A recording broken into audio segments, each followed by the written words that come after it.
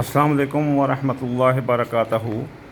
میں 2022 کے حوالے سے جن اسماء حسنہ کا ذکر کر رہا ہوں وہ ان میں سے اب جو اپنا چوتھے نمبر پر ہے اس کا وہ ہے یا مقتدر ہو، اور یا مقتدر ہے یہ 744 بار پڑھنا ہے۔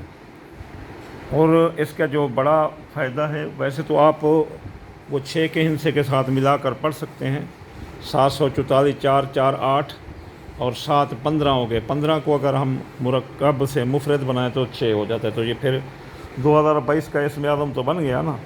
2022 کے یا مقتدر کو پڑھنا ہے تو یہ طاقت حاصل کرنے کے لیے، اگلے کو ہرانے کے لیے، چاہے دشمن جتنا طاقتور ہو، ناجائز قبضہ چھڑوانے کے لیے، اور اس کے بعد غفلت کے خاتمے کے لیے، بیداری کے لیے، یہ اسم اعظم ہے جو آپ پڑھ کر کافی فوائد حاصل کر سکتے ہیں۔